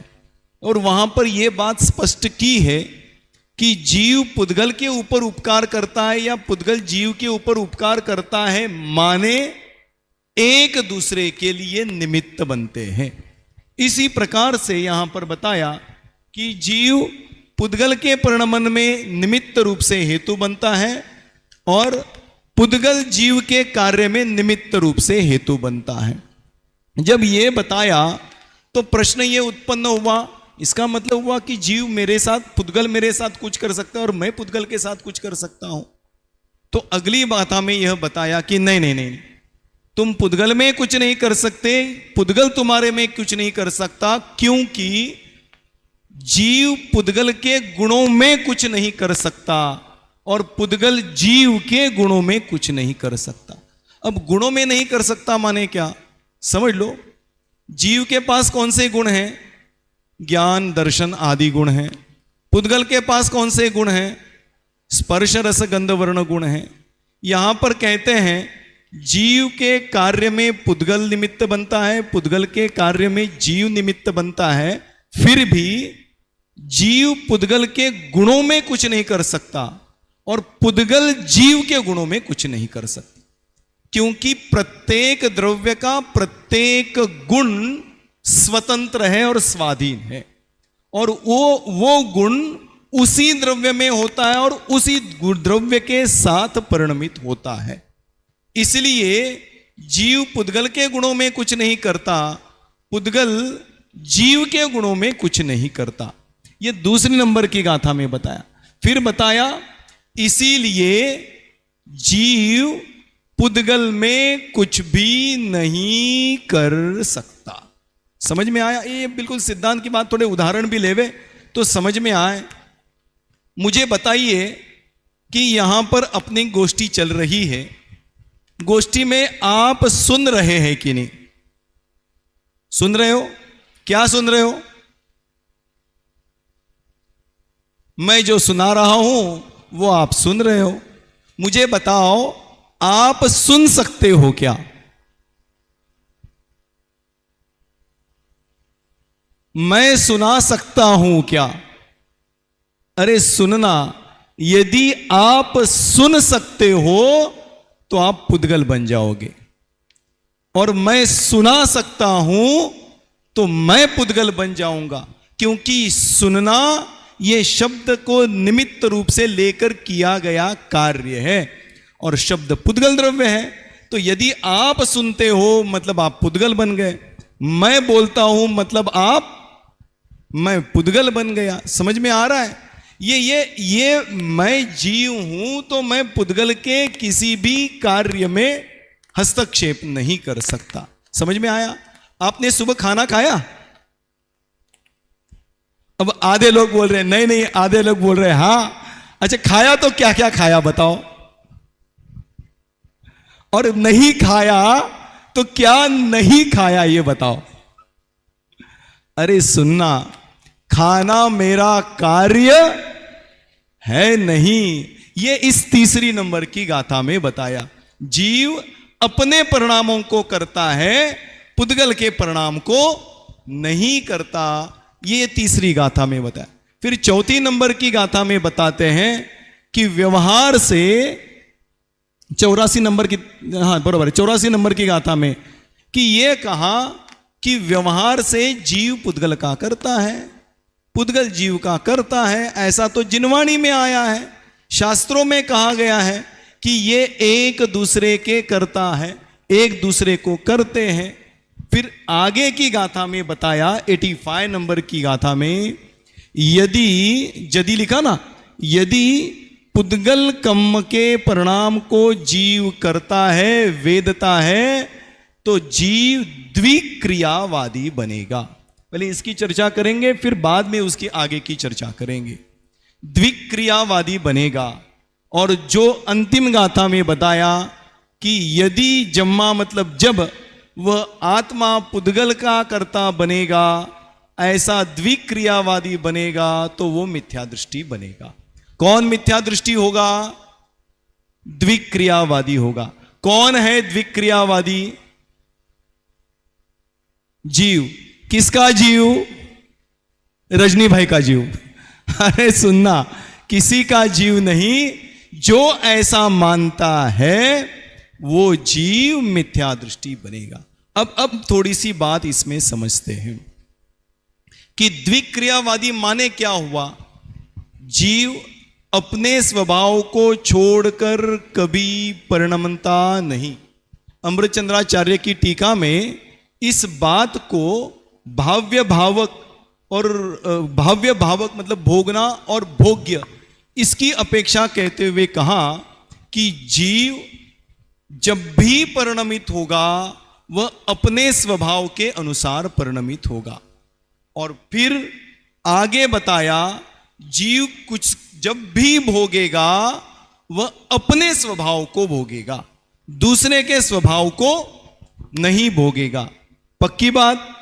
अब ये फैन और कूलर लगाए हैं, ये सब बंद कर देते हैं। बताओ आप किसको भोग रहे हो? ठंडी हवा को भोग रहे हो या गर्मी को भोग रहे हो? यहां पर कहते हैं जो कर्ता होता है वह स्वयं परिणमित होता है और परिणमित होते हुए स्वयं उसको भोगता है। तो यहां पर कौन परिणमित हो रहा है? जीव। यदि जीव परिणमित हो रहा है तो उसका परिणमन अपने स्वभाव के अनुसार होगा, और उसका परिणमन अपने स्वभाव के अनुसार होगा मतलब जीव ज्ञानमय ही परिणमन करता है, इसके अलावा दूसरा कोई भी परिणमन करता नहीं। ये जो हम कहते हैं मैं खाता हूं, मैं पीता हूं, मैं उड़ता हूं, मैं बैठता हूं, मैं शिविर में आया हूं, शिविर खत्म होने के बाद घर पे जाऊंगा, ये सब द्विक्रिया है। क्यों द्विक्रिया है? क्योंकि जीव जब भी परिणमन करता है अपने ज्ञान रूप परिणमन करता है, लेकिन ज्ञान रूप परिणमन करते समय परद्रव्य का भी परिणमन होता है। उस पर के परिणमन का कर्ता बनने की कोशिश करता है। ये द्विक्रिया हुई। द्विक्रिया मतलब अपने परिणाम को भी करता है और पुद्गल के परिणाम को भी करता है। ये हो गई द्वि मतलब दो क्रियाएं। अच्छा, मेरे को यह पूछना है आप सबसे कि क्या जीव दो क्रियाओं को कर सकता है क्या? अभी तक तो मैंने करता है कह दिया। मैं आपको पूछता हूं, क्या जीव दो क्रियाओं को कर सकता है क्या? अरे कर सकता नहीं तो फिर मिथ्या दृष्टि कैसे होगा? करेगा तो मिथ्या दृष्टि होगा। आपको भूख लगी, आपने खाना खाया तो भूख मिटेगी। यदि आप दो क्रियाओं के कर्ता होते हैं तो मिथ्या दृष्टि होते हैं, लेकिन आप दो क्रियाओं के कर्ता तो होते नहीं, तो कैसे मिथ्या दृष्टि? अब समझना, जीव पुद्गल द्रव्य के परिणाम को करता नहीं, कर सकता नहीं, फिर भी जीव स्वयं के परिणाम का भी कर्ता बनता है, पुद्गल के परिणाम का भी कर्ता बनता है। किसमें बनता है? तो अपनी मान्यता में बनता है। इसकी मान्यता है। मुझे बताओ, मैं ये मोबाइल उठाए हुए दिख रहा है, मैंने मोबाइल उठाया क्या? नहीं उठाया।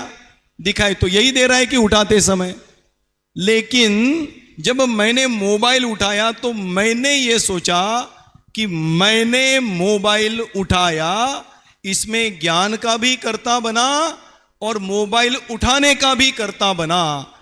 कर्ता बना नहीं बना, मान्यता तो धारण कर ली। जब मान्यता धारण कर ली तो यही उसके मिथ्यात्व का कारण है, क्योंकि सभी ग्रंथों में मिथ्यात्व की व्याख्या करते हुए यह बताया कि जो जीव अपनी मान्यता उलट मान्यता करता है उसको मिथ्यात्व कहते हैं। और उलट मान्यता मतलब क्या? जो नहीं है उसको मानना, ये हो गई उल्टी मान्यता। तो क्या नहीं है? जीव पुद्गल के परिणाम जीव के हाथ में नहीं, पुद्गल का परिणमन जीव के हाथ में नहीं, लेकिन जीव अपने परिणमन का भी कर्ता बना, पुद्गल के परिणमन का भी कर्ता बना। ये इसकी उल्टी मान्यता हुई। जो है नहीं वो इसने मानी, इसने मानी, यही मिथ्यात्व का कारण बन गया। समझ में आया? इसीलिए जीव स्वयं का भी कर्ता बने, पुद्गल का भी कर्ता बने। अच्छा, मैं आपको पूछता हूं, पुद्गल का छोड़ दो, आप धर्म द्रव्य के कर्ता है कि नहीं? नहीं है। आपके पास 4 व्हीलर है, कोई व्यक्ति अहमदाबाद से आ रहा था, उसने पूछा क्यों, कहां जा रहे हो? तो बोले चैतन्य धाम जा रहे शिविर में। तो बोले चलो मैं लेके चलता हूं। आप उसको लेके आए, यहां पर गाड़ी में आला के छोड़ दिया। मुझे बताओ उस व्यक्ति को कौन लेके आया? आप लेके आए कि नहीं? नहीं आए। यदि लेके आए ऐसा मानते हो तो ये द्विक्रियावादी हो गए, अर्थात मिथ्या दृष्टि हो गई। समझ में आया? ये मान्यता का फेर है, करने की बात नहीं है। करना नहीं करना ये तो अपने हाथ में है ही नहीं। लेकिन यदि मैं बैठे बैठे भी मान्यता धारण करूं कि मैं जीव का कर्ता और पुद्गल द्रव्य का करता हूं, ये मान्यता ही मिथ्यात्व है। इसलिए जो जो द्विक्रियावादी बनता है, द्विक्रिया की मान्यता धारण करता है, वो मिथ्या दृष्टि होता है। अब इसको फेर के मैं बोलता हूं, जो जो मिथ्या दृष्टि होता है वह द्विक्रियावादी मान्यता को धारण करके ही होता है। इसलिए यदि हमें इस मिथ्यात्व भाव को छोड़ना है, मिथ्यात्व का त्याग करना है, तो हमें अपनी द्विक्रियावादित्व को छोड़ना पड़ेगा। तो क्या करना है? द्विक्रियावादित्व को छोड़ना है, मतलब इतना ही करना है कि मैं स्वयं जीव द्रव्य हूं और मैं मेरा ही करता हूं, पर द्रव्य का कर्ता नहीं हूं। ऐसी मान्यता जब अंतरंग में उतरेगी, ऐसा श्रद्धान जब होगा, ऐसी परिणति जब होगी, तब निश्चित रूप से जीव इस द्विक्रियावादित्व स्वभाव से पार होकर अपने स्वरूप को प्राप्त कर लेगा और अपना कल्याण अवश्य कर लेगा। इसलिए इस जीव को इन गाथाओं के माध्यम से 80 से 86 नंबर की गाथा के माध्यम से यह समझना चाहिए कि मैं स्वयं जीव द्रव्य हूं और मैं अपना ही करता हूं, पर द्रव्य का कर्ता नहीं था, हूं नहीं और हो सकता नहीं। ऐसी यदि मान्यता हमारे अंतरंग में उत्पन्न हो तो ये 80 से लेकर 86 नंबर की गाथा हमारे अंतरंग में उतरेगी और हम इन गाथाओं को सार्थक कर पाएंगे। ऐसे सभी इन गाथाओं को सार्थक कर लेवे, इस मंगल भावना से मैं यहीं पर विराम लेता हूं। हेलो, बहुत ही अद्भुत विषय भाई साहब ने प्रस्तुत किया। बहुत स्पष्ट हो गया कि हम ना थे, ना है और ना होगे। 2 क्रियाओं के तो कर्ता कभी थे भी नहीं, है भी नहीं और होगे भी नहीं। मैं समय का सम्मान करते हुए मैं अगले वक्ता की ओर जाऊंगा। यथा नाम तथा गुण, हमारे बीच में आदरणीय डॉक्टर प्रवीण जी शास्त्री उपलब्ध है, जिनका विषय है समय सार के त्रिविध उपयोग। भाई साहब ने अपनी शास्त्री डिग्री श्री टोडरमल दिगंबर जैन सिद्धांत महाविद्यालय से प्राप्त की है।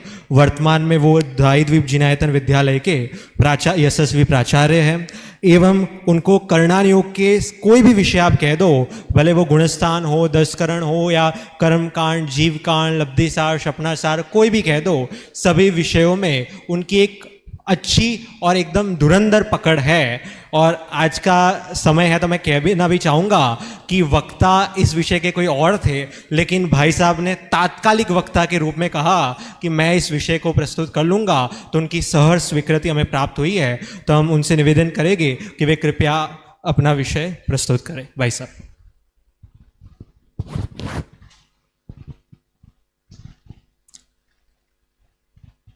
वंदितु सव्य सिद्धे। हमारे बाजू में ही बैठे हमारे आदरणीय अध्यक्ष महोदय, हमारे सभी साथी विद्वानगण और उपस्थित सभी अभी अभी आ चुके श्रोतागण। शुरुआत जब होती है गोष्ठी की तब धीरे धीरे आगमन प्रारंभ होता है और आखिरी वक्तव्य जब तक चलता है तब तक सभी लोग समापन के लिए आ पहुँचते हैं, इसलिए सभी का बहुत बहुत धन्यवाद। अभी का विषय है त्रिविध उपयोग।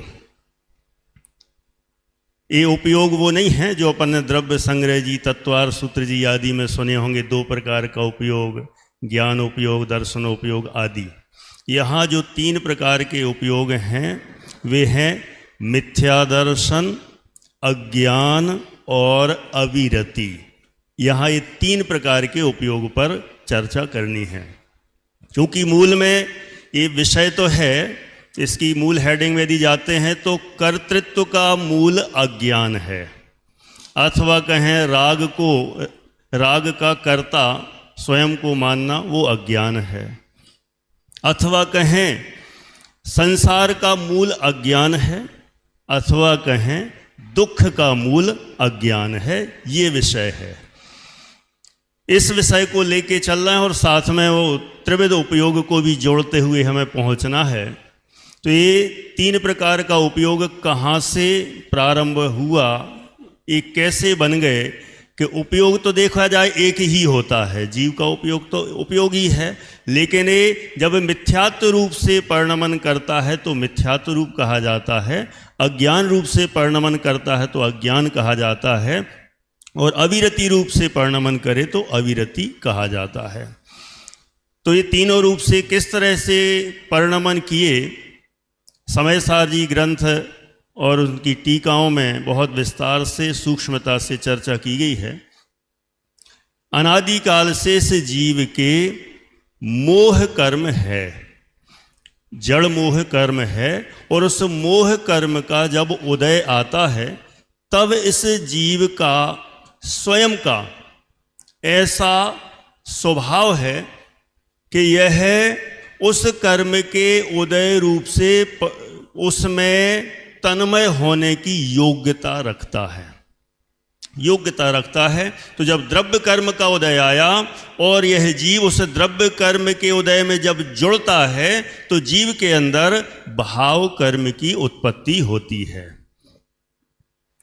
यद्यपि देखा जाए स्वभाव से तो जीव शुद्ध ही है, स्फटिक मणि के समान शुद्ध ही है, लेकिन जैसे स्फटिक मणि स्वभावतः स्वच्छ है, सफ़ेद है, लेकिन उसमें भी विभाव रूप परिणमन करने की योग्यता तो है ही।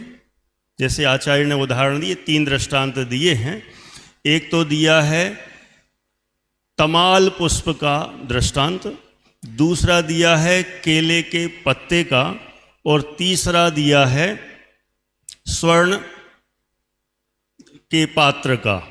यदि इनका संयोग मिले तो वह स्फटिक मणि जो सफ़ेद रूप से परिणमन करती है, जिसका हमेशा का स्वभाव है, तो वह पहला नंबर जो तमाल पुष्प का वो काले रंग का होता है, तो उसके संयोग से स्फटिक मणि काला दिखाई देता है। केले का पत्ता हरा होता है, उसके संयोग से स्फटिक मणि हरा दिखाई देता है। एक तरह से जैसे कहें हरा दिखाई देता है, अथवा कहें वह हरे रूप एक कथनचित परिणमित हो जाता है। और तीसरा दृष्टांत दिया स्वर्ण पात्र का, तो उस रूप से उसके संयोग में आने पर वह स्फटिक मणि पीले रंग रूप से परिणमित हो जाता है।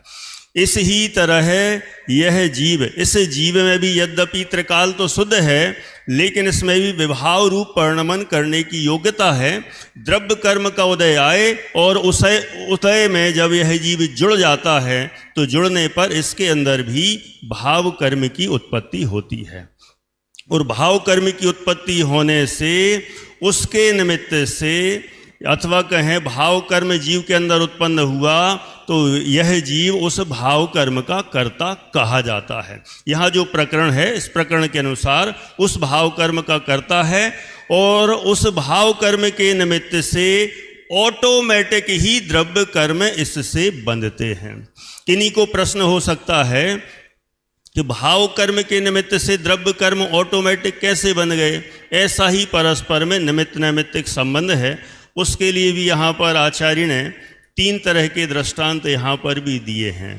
पहला नंबर तो मंत्र साधक का दिया है कि जैसे मंत्र साधक मंत्र की साधना करता है, उसका चिंतवन करता है, बिना बोले भी चिंतवन मात्र करने से सर्प का विष उतर जाता है।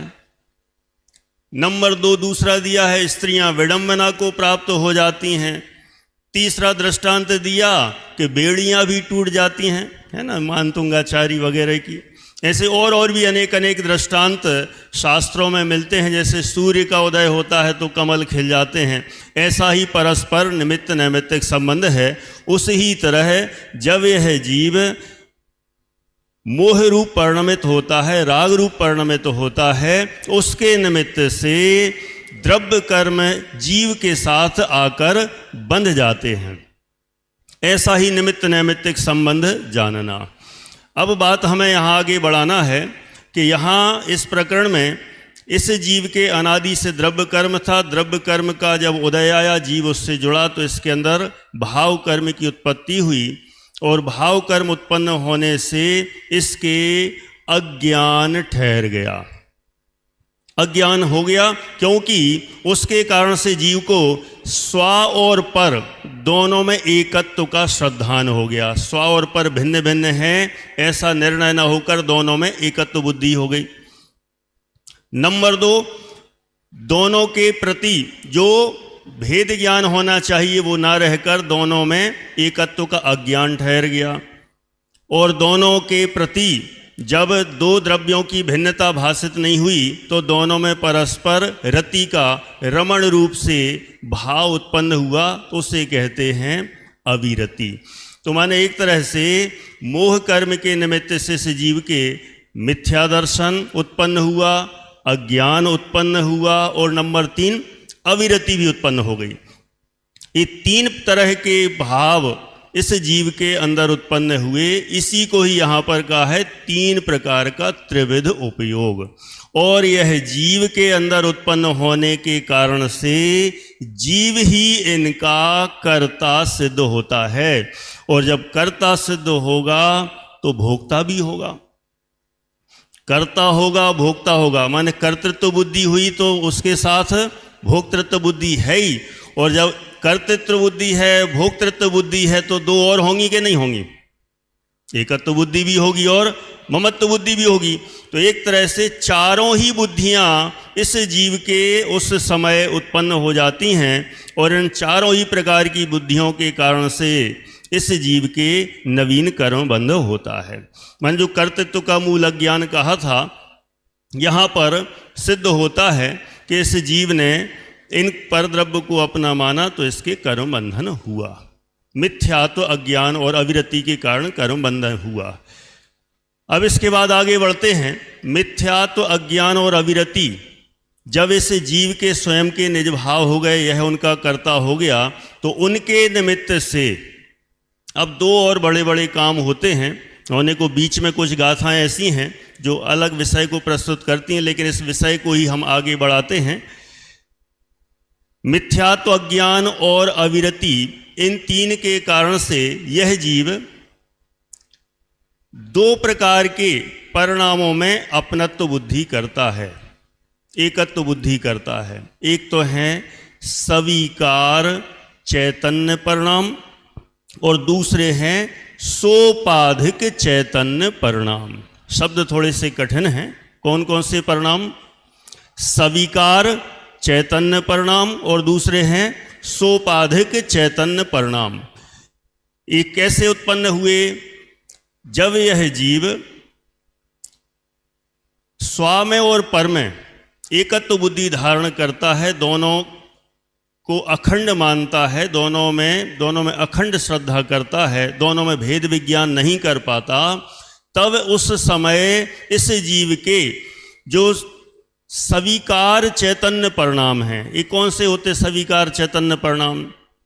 क्रोध का भाव, मान का भाव, माया का भाव, लोभ का भाव, ये सब स्वीकार चैतन्य परिणाम है। स्वीकार क्यों हैं? क्योंकि ये जीव के स्वभाव नहीं है, विकार हैं, परिणमित से हुए इसलिए स्वीकार हैं। और चैतन्य क्यों हैं? क्योंकि आत्मा के अंदर ही उत्पन्न होते हैं। और नंबर 3, ये आत्मा की ही पर्याय हैं, इसलिए स्वीकार चैतन्य परिणाम है। तो जब यह जीव मिथ्यात्वादि रूप परिणमन करता है, उस समय यह जीव क्रोध, मान, माया आदि, लोभ आदि सभी कषायों में ये मुझसे भिन्न हैं, मैं इनसे भिन्न हूँ, ऐसा श्रद्धा न करता हुआ मैं ही क्रोध हूँ, मैं ही मान हूँ, मैं ही माया हूँ, इस तरह का वह विकल्प करता है, चिंतन करता है, उनमें ही अपनत्व बुद्धि धारण करता है। दूसरा एक और बताया, सोपाधि चैतन्य परिणाम। ये सोपाधि चैतन्य परिणाम क्या है?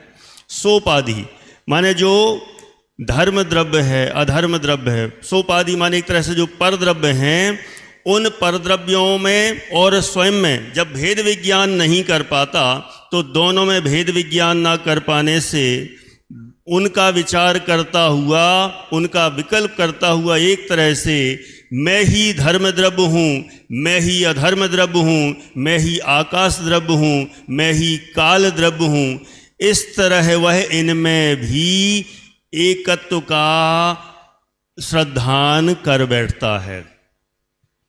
माने सोपाधिक जितने भी पदार्थ हैं, इनमें भी अपनापन स्थापित कर लेता है, जिसके कारण से इस जीव के ना तो रागादिक से भेद विज्ञान उत्पन्न होता है, न धर्म द्रव्यादिक से भेद विज्ञान उत्पन्न होता है। इन सब को अपना मान बैठता है। माने इस तरह की मान्यता इसके अंदर उत्पन्न होती है, और मान्यता ऐसी उत्पन्न हुई, दोनों के प्रति एकत्व का श्रद्धान हुआ, तो ममत्व का भी हुआ, कर्तृत्व का भी हुआ और भोक्तृत्व का भी हुआ। इसके लिए तो होने को उसमें समयसार जी ग्रंथ में 2 विशिष्ट दृष्टांत दिए, भूताविष्ट के और ध्यानाविष्ट के। इन 2 दृष्टांतों से भी इनको समझाया है। पहला जो स्वीकार चैतन्य परिणाम है उसको भूताविष्ट से समझाया, और सोपाधिक चैतन्य परिणाम है उसको ध्यानाविष्ट के उदाहरण से समझाया। कि जैसे कोई अपरीक्षक व्यक्ति ने किसी को कहा भैंसे का ध्यान करो, और कैसे वाले भैंसे का ध्यान करो?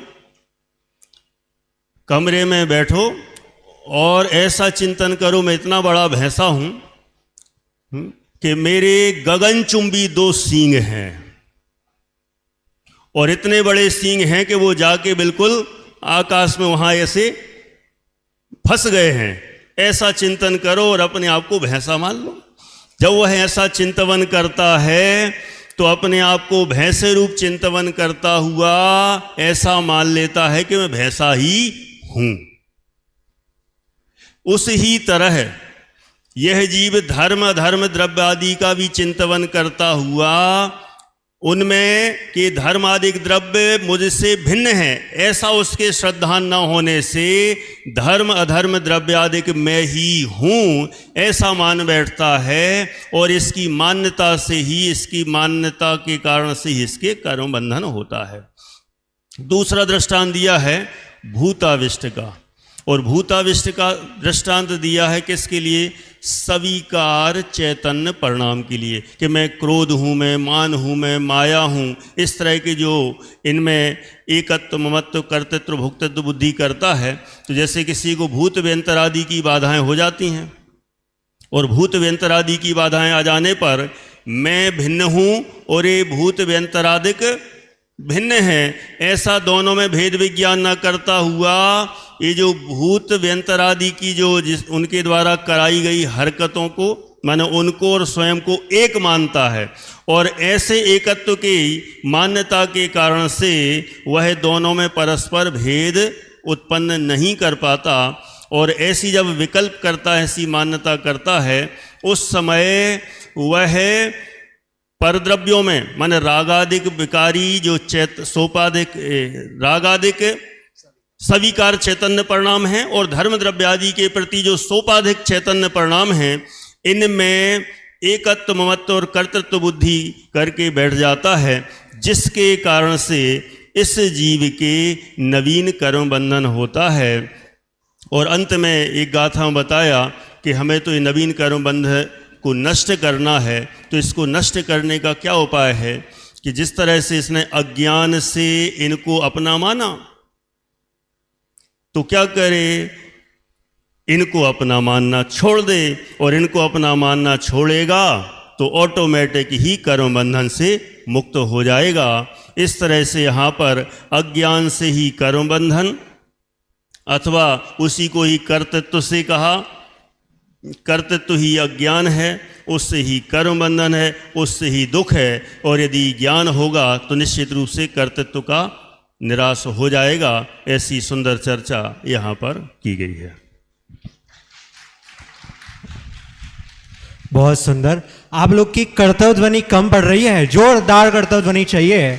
बहुत सुंदर भाई साहब। इस संपूर्ण विषय को यदि मैं शॉर्ट में कह दूं तो क्या मोबाइल में आपको क्या चाहिए होता है? मोबाइल में आपको नेटवर्क भी चाहिए होता है, साथ साथ में आपको सिम भी चाहिए होता है, और बैटरी भी चाहिए होती है। ये तीनों चीज होगी तभी क्या मोबाइल चलता है। उसी प्रकार वस्तु स्वरूप को मात्र जानने से काम नहीं होगा, जानना भी होगा, मानना भी होगा, और तल्लीन भी हमें होना पड़ेगा। इस प्रकार इस समय सार संवाद के सभी वक्ताओं का क्रम यहाँ पूर्ण होता है, और अंत में अध्यक्षीय भाषण के लिए मैं आदरणीय पंडित श्री रजनी जी भाई जी दोषी को निवेदन करूंगा कि कृपया वे अपना अध्यक्षीय भाषण प्रस्तुत करें। और इनकी मैं विशेषता बताऊं तो जो पूज्य गुरुदेव श्री के माध्यम से जो अध्यात्म जन जन तक फैलाने का यदि श्रेयस क्रम यदि किसी को जाता है तो वो है रजनी जी भाई साहब, क्योंकि उन्होंने शब्द शब्द को मात्र शब्दार्थ से नहीं अपितु नयार्थ, मतार्थ, भावार्थ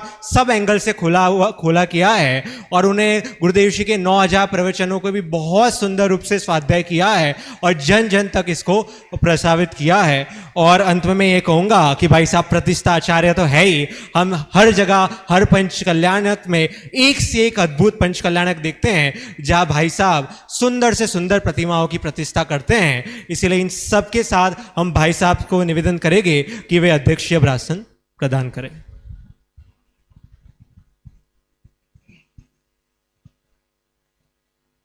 नमः समय साराय स्वानुभूत्या चकास्ते चित स्वभावाय भावाय सर्वभावांतरच्छिदे। लगभग બધા ગુજરાતી છે, हिंदी છે कोई नहीं हिंदी ना, गुजराती मत लो। अच्छा हिंदी, कोई बात नहीं। हमारे गुजरात में तो गुजराती बोलने दो, जब हिंदी प्रांत में तो हिंदी बोलते ही हम। अध्यक्ष भाषण में तो जो 4 वक्ता हमारे शुभम जी, विक्रांत जी, चर्चित जी और हमारे प्रिय प्रवीण जी, उन्होंने जो बोला उसमें कमेंट्स करना है, लेकिन मैं कमेंट्स नहीं करूंगा। क्यों? ये चारों शास्त्री है और मैं अशास्त्री हूं, इसलिए मेरे को कमेंट्स करने का अधिकार नहीं है। वास्तव में सबसे माने जैसे कहानी में ट्विस्ट, सीरियल में कहानी में ट्विस्ट आती है हर हफ्ते, ऐसे सबसे ज़्यादा ट्विस्ट कर्ता कर्म अधिकार में है। और सबसे ज्यादा परेशान रागादि क्रोधादि भाव को किया है। मैंने इसको सरल दृष्टांत से समझाऊं, एक 2 साल का बच्चा है, वहां मम्मी बैठी है, यहाँ पापा बैठा है, और दोनों के हाथ में, इसके हाथ, एक में हाथ में आइसक्रीम है और एक के हाथ में ट्रॉफी है। मम्मी पूछती है, बेटा आइसक्रीम तुम मम्मी कह के पापा का? तो बोलता है मम्मी का। पापा ने बोला बेटा आइसक्रीम टॉफी, कहने में पापा का। तो मैंने ऐसे मम्मी का पापा का, मम्मी का पापा का, मम्मी का पापा का, वो नक्की नहीं कर पाता कि वो किसका है। बस ऐसे ही 76 गाथा में राग जीव का कि राग पुद्गल का, यही प्रॉब्लम वाली सब गाथाएं हैं। हर 3-4 गाथा में अपेक्षा बदल जाती है। मैंने 69 से 79 तक तो राग को पुद्गल का कहा, और 80 गाथा से शुरू किया तो राग जीव का है, वो 96 तक चलाया। तो मैं राग किसका, हमारे चर्चे जी ने बोला मोक्षमा प्रकाशक में 7वें जगह बहुत अच्छी बात ली है। निमित्त की मुख्यता से राग पुद्गल का है, कर्म का है, और उपादान की मुख्यता से राग जीव का है। पूरे कर्ता कर्म अधिकार में एक प्रश्न आपसे करता हूं, कर्ता कर्म अधिकार में आत्मा को कर्ता सिद्ध किया कि अकर्ता सिद्ध किया? बोलो, कर्ता कि अकर्ता? प्रकाश भाई, हाँ, कर्ता भी सिद्ध किया, अकर्ता भी सिद्ध किया। कर्ता बताकर अकर्ता सिद्ध किया। पूरे 76 गाथा में 69 to 144 पूरी 76 गाथा में आत्मा को कर्ता बताकर अकर्ता बताया, और उसके 2 भाग पूरे समय सार में निजराधिकार में अंत में लिखा, पूरा समय सार अध्यात्म ग्रंथ ज्ञानी और अज्ञानी अपेक्षा से किया है।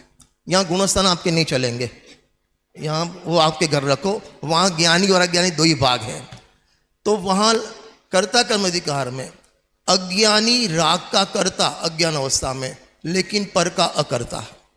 फिर से बोलता हूं, अज्ञानी अज्ञान अवस्था में राग का कर्ता लेकिन पर का अकर्ता, और ज्ञानी ज्ञान अवस्था में ज्ञान का कर्ता लेकिन राग का अकर्ता।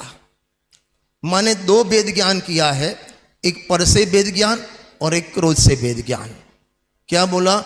एक पर से वेद ज्ञान, पर से वेद ज्ञान किया तो राग को अपना बताया, और राग से वेद ज्ञान किया तो राग को पुद्गल का बताया। ये 2 थीम पूरे कर्ता का अधिकार में चली है। जो पहला हमारे शुभम जी ने विषय लिया कि ज्ञान मात्र ही था ना आपका, ज्ञान मात्र से बंध का निरोध। ज्ञान मात्र माने क्या? वॉट मीन्स बाय ज्ञान मात्र? समय सार के परिशिष्ट अधिकार में लिखा, अब आत्मा का ज्ञान मात्र व्यपदेश करने में आता है। यहां भी ज्ञान मात्र, वहां भी ज्ञान मात्र, दोनों में क्या फर्क विक्रांत जी? वहां ज्ञान मात्र माने त्रिकाली भगवान आत्मा, और यहां ज्ञान मात्र माने पर से भिन्न होकर आत्मा के वेदन पूर्वक जो सम्यक ज्ञान प्रकट हुआ उसका नाम सम्यक माने ज्ञान मात्र। तो माने आत्मा के वेदन पूर्वक का ज्ञान, उसका नाम ज्ञान मात्र। और आश्रव से निवृत्ति, गुरुदेव श्री का द्रव्य दृष्टि जिनेश्वर, पर्याय दृष्टि विनश्वर, उसमें 433 नंबर का बोल है। वहाँ बहुत अच्छी बात लिखी है, आश्रव के सामने देखने से आश्रव से निवृत्त नहीं हो पाता। आत्मा के सन्मुख आत्मा में प्रवृत्ति होवे तो आश्रव से निवृत्ति होवे। बिना प्रवृत्ति, गुरुदेव से कहते हैं, ग्रहण पूर्वक त्याग होता है। तो आत्मा का ग्रहण किया तो पर्याय में मिथ्यात्व उत्पन्न हुआ नहीं, तो पर्याय से माने मिथ्यात्व से आश्रव से निवृत्त हुआ, ऐसा उपचार से कहने में आता है। वास्तव में आत्मा में प्रवृत्ति होनी चाहिए, सामने आत्मा खड़ा रखना चाहिए। गुरुदेव ने दृष्टांत दिया कि अंधेरे के नाश के लिए अंधेरे में कुछ नहीं करना है, एक दिया जलाओ, एक लाइट जलाओ, अंधेरा जला जाएगा। ऐसे आश्रव को नाश करने के लिए, आश्रव से निवृत्त होने के लिए आश्रव में कुछ नहीं करना है। अरे आश्रम में कुछ तो नहीं करना है, आश्रव अशुचि है, विपरीत है, ये भी अब बंद करो बोलना। मैं भगवान, इसलिए 72 गाथा में भगवान आत्मा, भगवान आत्मा, भगवान आत्मा, उसके गीत गाओ। बेंसरी बहन के बच्चा आपने लिखा, भगवान ना गीत गाता गाता पोते भगवान थई जाए छे। आत्मा के एक भगवान के गीत गाते गाते खुद भगवान हो जाता है। माने आश्रव के गुणगान से, आश्रव के लक्ष्य से कभी आश्रव का अभाव नहीं होता। जिसमें आश्रव का अभाव है ऐसे भगवान आत्मा का लक्ष्य करे तो पर्याय में आश्रव से निवृत्ति हो जाती है। उसके बाद हमारे चर्चित जी ने दो शैली की बात की, एक अध्यात्म शैली और एक ज्ञान प्रदान शैली। वास्तव में पूरा जो समय सार गुरुदेव के शब्दों में कहूँ तो पूरा दृष्टि प्रदान ग्रंथ है, प्रवचन सार ज्ञान प्रदान ग्रंथ है। और जहाँ राग का कर्ता आत्मा बताया तो पर से वेद ज्ञान करने के लिए, पर का लक्ष्य छुड़ाने के लिए आत्मा को पर से बिन बताकर अपने राग आदि भावों का कर्ता बताया। उसके बाद अपन आगे चलें। द्विक्रियावादी मिथ्या दृष्टि 80 से जो शुरू किया, माने 80 से लगभग 86 तक द्विक्रियावादी माने क्या, जो हमारे विक्रांत जी, द्विक्रियावादी माने क्या, वहां दो बात ली नाटक समय सार में, क्रिया एक कर्ता दो। क्या बोला? क्रिया एक कर्ता दो, वो भी द्विक्रियावादी मिथ्या दृष्टि। कर्ता एक और क्रिया दो माने वो भी मिथ्या दृष्टि, द्विक्रियावादी मिथ्या दृष्टि। और उसके प्रवचन में आपको ताजुब होगा, आश्चर्य होगा। 17वीं बार के प्रवचन, 18वीं बार के प्रवचन में, प्रवचन रत्नाकर में गुरुदेव श्री ने द्विक्रियावादी किसे कहते उसने 43 दृष्टांत दिया है। 43 विक्रांत जी कितने? 43। और 19वीं बार के प्रवचन में 37 दृष्टांत दिए कि बाई जो अज्ञानी लेडीज बाई राग को भी करे और रोटी को भी करे तो कर्ता एक, और क्रिया राग की भी क्रिया करे, रोटी भी क्रिया, द्विक्रियावादी मिथ्या दृष्टि। अब वहां से लो, रोटी को आटा भी करे और रोटी को बाई भी करे तो कार्य एक रखा, कर्ता दो रखा। इसे कहेंगे द्विक्रियावादी मिथ्या दृष्टि। और पूरा आपको मालूम है, समय सार में पूरा कर्ता का अधिकार, समय सार में पूरा बंद अधिकार 51 गाथा, समय सार में सर्वश्री ज्ञान अधिकार 108 गाथा। ये सभी 250 गाथा पूरे कर्ता कर्म के निषेध के लिए रखी है, लेकिन सबका एंगल अलग अलग है, बराबर।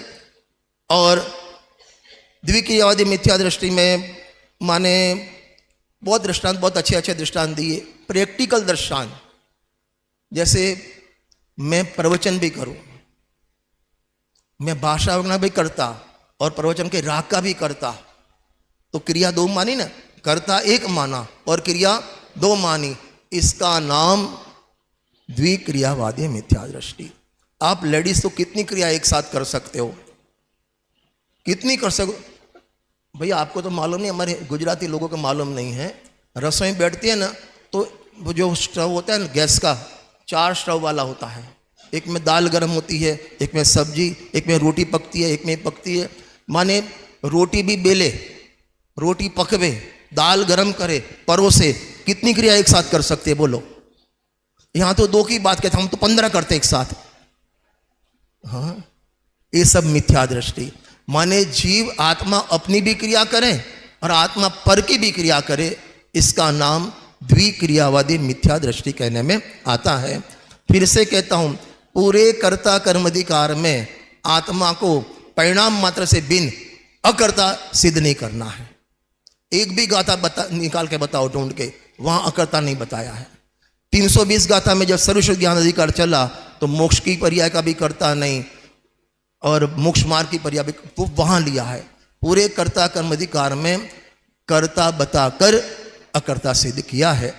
और अंतिम हमारे प्रवीण जी ने जो गाथा ली, 3 प्रकार के उपयोग, त्रिविध उपयोग शब्द मोक्षमा प्रकाशक के 8वें अधिकार में एक बहुत अच्छी बात आती है। एक ही शब्द के अनेक अर्थ होते हैं और प्रकरण अनुसार अलग अर्थ होते हैं। तो उपयोग वहाँ 90 गाथा में इतनी बढ़िया बात लिखी है कि आत्मा तो शुद्ध निरंजन एक ही प्रकार का उपयोग है, लेकिन ऐसा उपयोग आत्मा को नहीं मानकर पर्याय में होते हुए राग आदि भाव को अपन को कर्ता मानकर जो अज्ञान खड़ा करता है, तो वो अज्ञान 3 प्रकार के होते हैं। मिथ्या दर्शन, मिथ्या ज्ञान, मिथ्या चारित्र, ये नया पैदा किया और वहीं से अज्ञान से कर्म उत्पन्न होता है। पूरे कर्ता कर्माधिकार में पर्याय में होने वाले रागादि भाव, पर्याय में होने वाले क्रोधादि भाव, उसको टेंशन नहीं कहा कि कोई टेंशन नहीं, वो बंध का कारण नहीं है। शुरुआत 69 गाथा जो हमारे भैया ने ली शुभम जी ने, कोहादिसु वट्ट दे जीवो, क्रोधादि में वर्तन करना तब अज्ञान खड़ा होता है। जैसे यहां एक वायर है, बंबई कोई गया, इसमें कोई बंबई गया, बंबई कोई गया आप, वहां ईस्ट में से वेस्ट में जाओ ना तो ब्रिज क्रॉस करना पड़ता है लोकल लाइन का, और वहां नीचे लिखा था सावधान, डेंजर, 25,000 वोल्ट लाइन में पसार होता है नीचे वायर इलेक्ट्रिक का। आपको प्रॉब्लम होगा? अरे होगा, नहीं होगा। कब होगा? कब होगा? आप उसके छुओगे तब। बस ऐसे ही पर्याय में क्रोधादि भाव है, नो टेंशन, कर्म का उदन है, नो टेंशन। लेकिन आत्मा में वर्तन को छोड़कर कोहादिसु वट्टदे जीवो अन्नाणी तावदुसो, तब तक अज्ञानी। जब तक ज्ञान में वर्तन करना छोड़कर, उपयोग आत्मा में रमना छोड़कर क्रोधादि में वर्तन करता है, तब वहां कर्म की साइकिल अज्ञान शुरू होता है और कर्म का बंध शुरू होता है।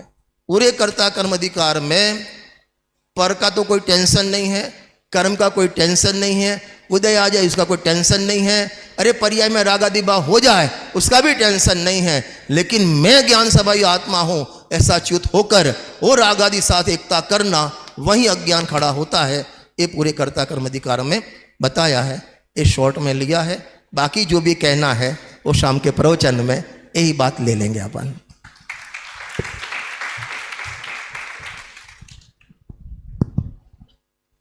बहुत बहुत धन्यवाद आदरणीय अध्यक्ष महोदय को। आज हमारा ये समय सार पर चौथा सेमिनार संपन्न हुआ, जिसमें अध्यक्ष के रूप में पंडित श्री रजनी भाई जी दोषी का हमें समागम प्राप्त हुआ। वक्ताओं के रूप में पंडित चर्चित जी शास्त्री खनियादाना, पंडित शुभम जी शास्त्री भोपाल, पंडित विक्रांत जी शास्त्री सोलापुर एवं पंडित प्रवीण कुमार जी शास्त्री इंदौर, इन चारों का हमने लाभ लिया। मैं इन सभी का आभार व्यक्त करता हूं और आज की संगोष्ठी के संचालन में पंडित पल शास्त्री गांधीनगर का भी आभार व्यक्त करता हूं। और आप सभी ने इस भारी समय में तत्व ज्ञान को सुना और इधर बैठे रहे, इसलिए आप सभी का भी